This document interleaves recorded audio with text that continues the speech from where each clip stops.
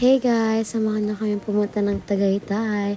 It's actually my first time ata na mag-voice over sa video na ginagawa ko here sa TikTok. But let me do this because wala lang, parang ang saya lang talagang mag-voice over right now sa mga moments namin kanina. So ayan guys, let me tour. Wow, ang OA ng tour. Pero ayun, ang ganda ng view, right? Ganda talaga ng view dyan sa Sky Ranch. Yes po, nasa Sky Ranch pala kami kanina. Ganda ng view and na-enjoy din naman namin yung ibang rides na nasakyan namin.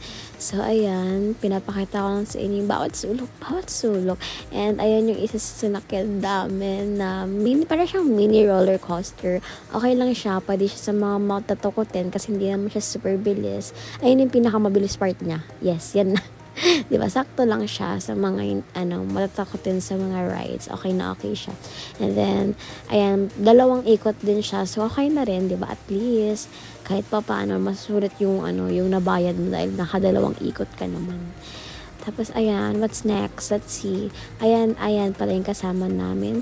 Ayan, kasama ko yung boyfriend ko and ang kanyang mga brothers. Ayan po yung mga map ng Sky Ranch. Ewan ko ba't kayo bumalik dyan, pero pinidyohan ko na rin yung pinaka-entrance. Ayan yung pinaka-view ng Sky Ranch. Pwede ka mag-picture-picture dyan.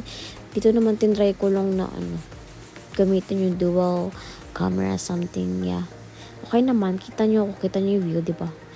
Tapos, ayan, naglilipat lang kami. Actually, meron palang phase 1 and phase 2 yung Sky Ranch. So, that, view, sa sa phase 2. Ayan, phase 2 part. Ay, hindi ko pala sure. Basta yun.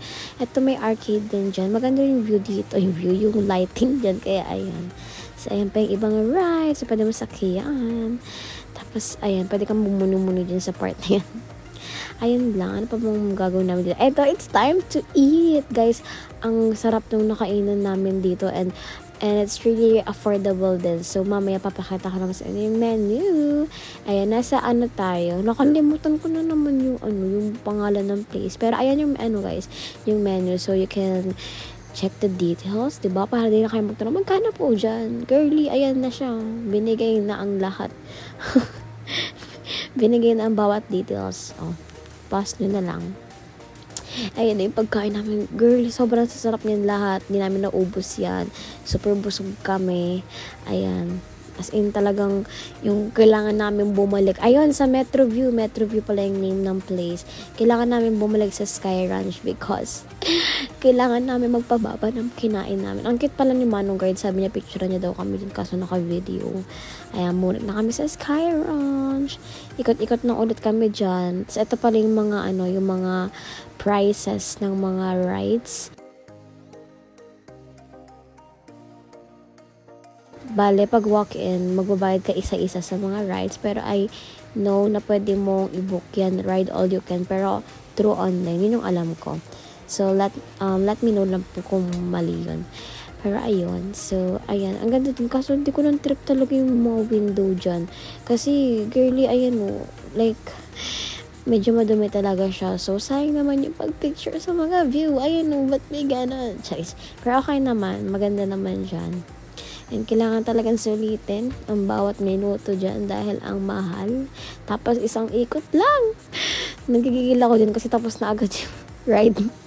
Ayun na yung last namin pinuntahan. Kailangan namin mag-milk tea dahil napakainit. Pero guys, yung nabili namin, ayaw na magsalita. It's not recommended. Pero ayun na, bye na guys. Thank you for watching this new vlog. Ayan, I really love it na nakapag-voice over ako. Recap ulit, bye!